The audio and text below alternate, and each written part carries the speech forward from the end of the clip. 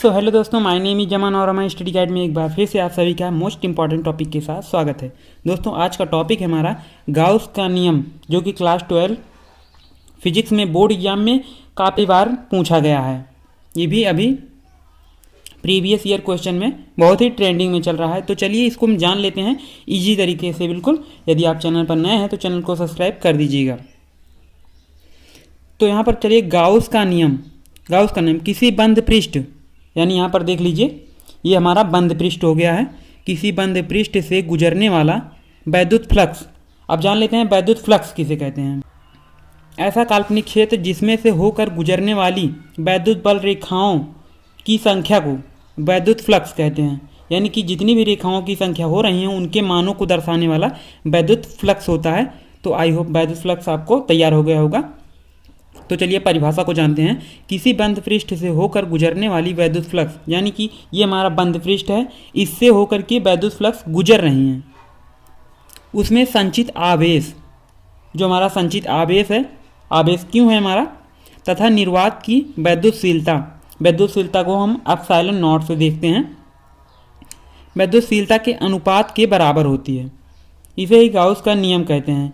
आप सूत्र से भी गाउस का नियम तैयार कर सकते हैं। देखिए, जैसे कि किसी बंद पृष्ठ से होकर गुजरने वाली वैद्युत फ्लक्स, उसमें संचित कुल आवेश तथा निर्वात की वैद्युतशीलता के अनुपात, इन दोनों के अनुपात के बराबर होती है, जिसे ही गाउस का नियम कहते हैं। इसे फाई ई से दर्शाया जाता है। आई होप आपको गाउस का नियम तैयार हो गया होगा। तो चलिए जान लेते हैं इसको सिद्ध कैसे किया जाता है, इसका डेरिवेशन चलिए जान लेते हैं। तो सबसे पहले हमने यहाँ पर एक चित्र बना लिया है, जो कि हमारा बंद पृष्ठ है और इसके बीच में प्लस क्यू आवेश स्थित है, जो कि आर दूरी पर इसके चारों ओर क्षेत्र को खींचा गया है।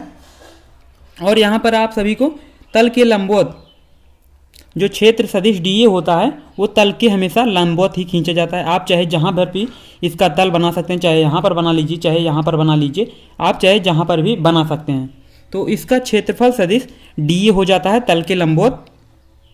और धन आवेश बाहर की ओर, तो वैद्युत क्षेत्र भी बाहर की ओर होगा, क्योंकि यहाँ पर धन आवेश है, और धन आवेश अगर बाहर की ओर निकलेगा तो वैद्युत क्षेत्र भी बाहर की ओर निकलेगा। यहाँ पर देखिए बताया गया है वैद्युत फ्लक्स से संचित कुल आवेश, यानी कि वैद्युत फ्लक्स से संचित कुल आवेश बाहर की ओर निकल रहा है, तो वैद्युत क्षेत्र भी बाहर की ओर निकलेगा। और यहाँ पर भी देखिए तल के लंबवत ही दोनों निकल रहे हैं। ये है हमारा क्षेत्रफल सदिश डी ए हो गया, और हमारा वैद्युत क्षेत्र ई तल के लंबवत ही निकल रहे हैं। तो चलिए अब इसका डेरिवेशन जान लेते हैं।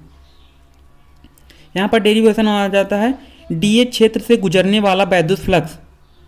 तो डी ए क्षेत्र से गुजरने वाला वैद्युत फ्लक्स डी फाई ई हमारा हो गया। डी फाई ई बराबर होता है ई, यहाँ पर वैद्युत क्षेत्र E dot D A vector. D A vector को हम क्षेत्रफल सदिश कहते हैं और ई को हम अपना वैद्युत क्षेत्र कहते हैं। तो यहाँ पर डी फाई ई वैसे ही रहेगा, यहाँ पर कि डॉट हटेगा तो E D A cos theta आ जाता है। डॉट हटाने पर कॉस थीटा आ गया। आगे चलिए जानते हैं। जहाँ वैद्युत क्षेत्र तथा पृष्ठ का क्षेत्रफल समांतर है, देखिए यहाँ पर भी एक दूसरे के समांतर हैं, यहाँ पर भी एक दूसरे के समांतर हैं, तो यहाँ पर थीटा का मान 0 अंश हो जाता है। यहाँ पर मैंने लिख भी दिया है वैद्युतशीलता तथा पृष्ठ का क्षेत्रफल दोनों एक समांतर हैं, और यहाँ पर थीटा बराबर 0 मैंने दर्शा भी दिया है। तो चलिए जान लेते हैं आगे। यहाँ पर इसी को हम लिख देंगे डी फाई ई बराबर ई डी ए कॉस 0 अंश। ये हमारा 0 अंश हो गया, ये हमारा 0 हो गया कॉस 0 अंश। अब 0 अंश का मान क्या होता है? 1 होता है। जैसा कि हम जानते हैं कॉस 0 अंश का मान हमारा 1 होता है। तो अब नीचे हम यहाँ पर उसको मान को रख देंगे। तो डी फाई ई बराबर ई डी ए हो जाता है। तो अब दोनों पक्षों का हम समाकलन कर देते हैं। जो लोग मैथ लिए होंगे उनको तो समाकलन आता ही होगा, और जो लोग नहीं लिए हैं मैं भी उनको बता दूंगा। तो चलिए जान लेते हैं समाकलन। दोनों पक्षों में समाकलन करने पर, दोनों पक्षों में हम समाकलन लगाएंगे जैसे यहाँ पर लिखा हुआ था, और दोनों पक्षों में हम समाकलन का चिन्ह इंटीग्रेशन लगा देंगे। अब डी फाई ई का इंटीग्रेशन करेंगे तो फाई ई हमारा हो जाएगा, और ई तो हमारा कांस्टेंट वैल्यू हो जाती है तो बाहर हो जाएगी, और डी ए का समाकलन करेंगे तो ए हो जाएगा हमारा। आगे चलिए जान लेते हैं। और फाई ई को हम ऐसे रहने देंगे ई बराबर के क्यू अपान आर स्क्वायर होता है। के का मान यहाँ पर 1/4 पाई एप्सिलॉन नॉट होता है, तो हमारा हो गया ई बराबर 1/4 पाई क्यू अपान आर स्क्वायर हो जाता है। तो ई का मान हम वही रख देते हैं 1/4 pi epsilon not into q upon r square रख देंगे।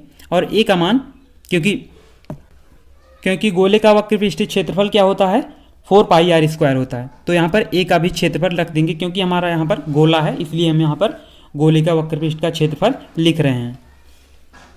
तो इसलिए हमने यहाँ पर 4 पाई आर स्क्वायर लिख दिया है। तो आर स्क्वायर से आर स्क्वायर हमारा कैंसिल हो जाएगा और हमारा 4 पाई से 4 पाई हमारा कैंसिल हो जाएगा। तो यहाँ पर क्यों आप बच गया और यहाँ पर एप्सिलॉन नॉट बच गया अनुपात में।